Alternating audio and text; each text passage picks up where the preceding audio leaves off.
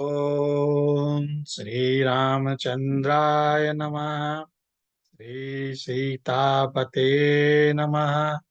श्री हनुमते नमः। जय श्री सीताराम। इस वीडियो में हम श्री वाल्मीकि रामायण के सुंदर कांड से 20वें सर्ग का 20वें अध्याय का अध्ययन करते हैं। और इस सर्ग में रावण का सीता जी को प्रलोभन देने का वर्णन है। और इस सर्ग का प्रथम श्लोक इस प्रकार है। सतां परिवृत्तां दीनां निरानन्दां तपस्विनीं साकार्यैर्मधुरैर्वाक्यैर् वाक्ये नर्यदशयत रावणा। अर्थात राक्षसों से घिरी हुई दीन और आनंद शून्य तपस्विनी सीता को संबोधित करके रावण अभिप्राय युक्त मधुर वचनों द्वारा अपने मन का भाव प्रकट करने लगा। हाथी की सूंड के समान सुंदर जांग वाली सीते, मुझे देखते ही तुम अपने स्तन और उदर को इस प्रकार छिपाने लगी हो, मानो डर के मारे अपने को अदृश्य कर देना चाहती हो। और किंतु विशाल लोचने, मैं तो तुम्हें चाहता हूँ, तुमसे प्रेम करता हूँ।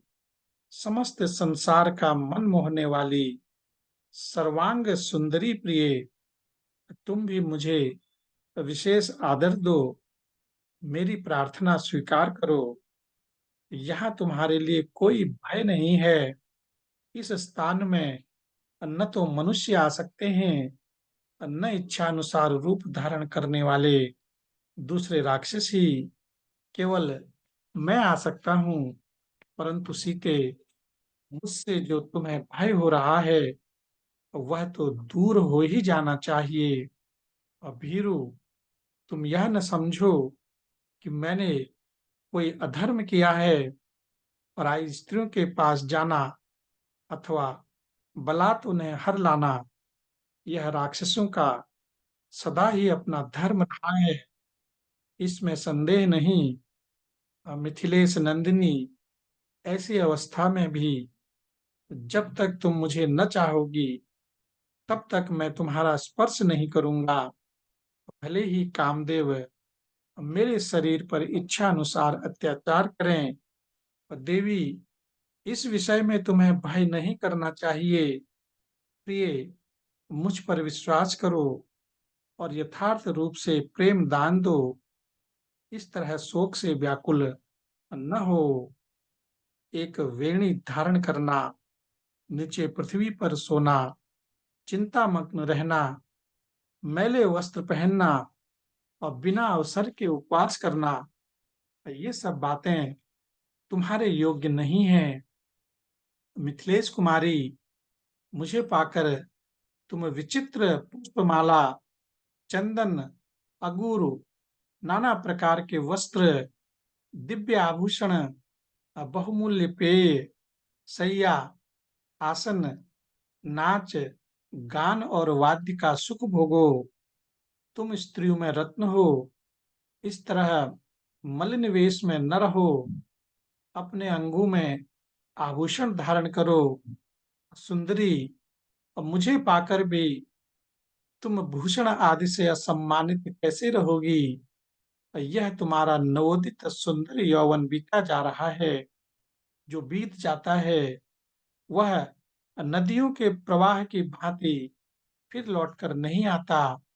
और शुभ दर्शने, मैं तो ऐसा समझता हूँ कि रूप की रचना करने वाला लोक सृष्टा विधाता तुम्हें बनाकर फिर उस कार्य से विरत हो गया, क्योंकि तुम्हारे रूप की समता करने वाली कोई दूसरी स्त्री नहीं है। और विदेह नंदिनी, रूप और यौवन से सुशोभित होने वाली तुमको पाकर कौन ऐसा पुरुष है जो धैर्य से विचलित नहीं होगा। भले ही वह साक्षात ब्रह्मा ही क्यों न हो। चंद्रमा के समान मुख वाली सुमध्ये, मैं तुम्हारे जिस जिस अंग को देखता हूँ, उसी उसी में मेरे नेत्र उलझ जाते हैं। और मिथिलेश कुमारी, तुम मेरी भार्या बनकर रहो और पातिव्रत्य के इस मोह को छोड़ो। मेरे यहाँ बहुत सी सुंदर रानियां हैं और तुम उन सब में श्रेष्ठ पट रानी बनो। और भीरू, मैं अनेक लोगों से उन्हें मत करे, जो जो रत्न लाया हूँ वे सब तुम्हारे ही होंगे और यह राज्य भी मैं तुम्हें ही समर्पित कर दूंगा। विलासिनी, तुम्हारी प्रसन्नता के लिए मैं विभिन्न नगरों की मालाओं से अलंकृत इस सारी पृथ्वी को जीतकर राजा जनक के हाथ में सौंप दूंगा। इस संसार में मैं किसी दूसरे ऐसे पुरुष को नहीं देखता जो मेरा सामना कर सके। तुम युद्ध में मेरा वह महान पराक्रम देखना, जिसके सामने कोई प्रतिद्वंदी टिक नहीं पाता। मैंने युद्ध स्थल में जिनकी ध्वजाएं तोड़ डाली थी, वे देवता और असुर मेरे सामने ठहरने में असमर्थ होने के कारण कई बार पीठ दिखा चुके हैं। और तुम मुझे स्वीकार करो, आज तुम्हारा उत्तम श्रृंगार किया जाए और तुम्हारे अंगों में चमकीले आभूषण पहनाए जाएं। सुमुखी, आज मैं श्रृंगार से सुसज्जित हुए तुम्हारे सुंदर रूप को देख रहा हूँ और तुम उदारतावश मुझ पर कृपा करके श्रृंगार से संपन्न हो जाओ और फिर इच्छा अनुसार भांति भांति के भोग भोगो, दिव्य रस का पान करो, बिहरो और पृथ्वी का या धन का यथेष्ट रूप से दान करो। तुम मुझ पर विश्वास करके भोग भोगने की इच्छा करो और निर्भय होकर मुझे अपनी सेवा के लिए आज्ञा दो और मुझ पर कृपा करके इच्छा अनुसार भोग भोगती हुई तुम जैसी पटरानी के भाई बंधु भी मनमाने भोग भोग सकते हैं। भद्रे, यशस्विनी, तुम मेरी समृद्धि और धन संपत्ति की ओर तो देखो। सुभगे, चीर वस्त्र धारण करने वाले राम को लेकर क्या करोगी? राम ने विजय की आशा त्याग दी है। वे श्रीहीन होकर वन वन में विचर रहे हैं और व्रत का पालन करते हैं और मिट्टी की वेदी पर सोते हैं।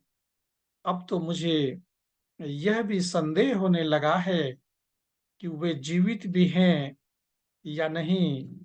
और विदेह नंदिनी, जिनके आगे बगुलों की पंक्तियां चलती हैं, उन काले बादलों से छिपी हुई चंद्रिका के समान तुमको अब राम पाना तो दूर रहा, देख भी नहीं सकते हैं। जैसे हिरण्यकशिपु इंद्र के हाथ में गई हुई कीर्ति को न पा सका, उसी प्रकार राम भी मेरे हाथ से तुम्हें नहीं पा सकते।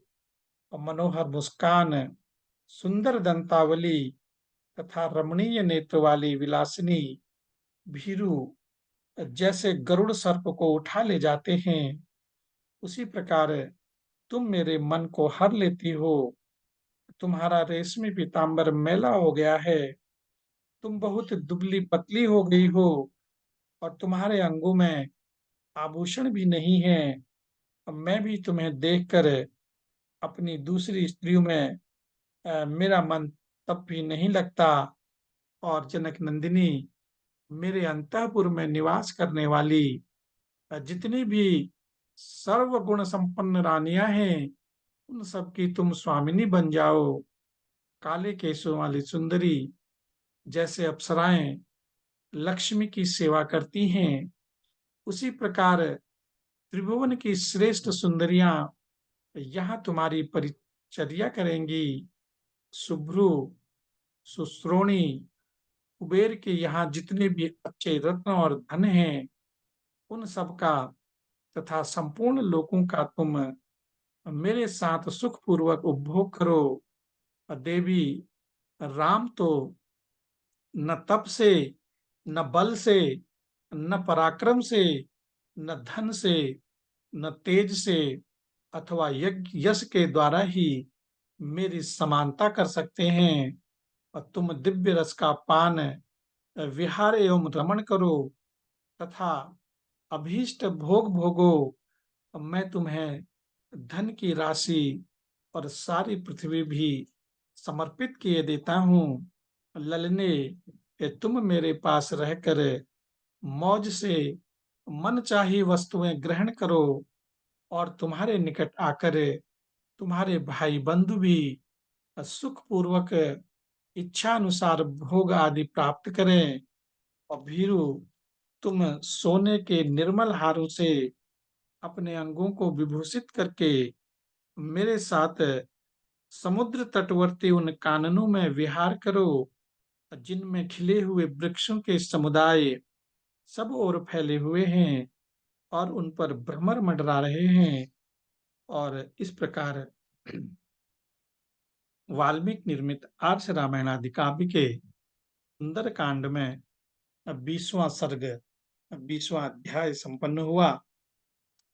ओम श्री रामचंद्राय नमः।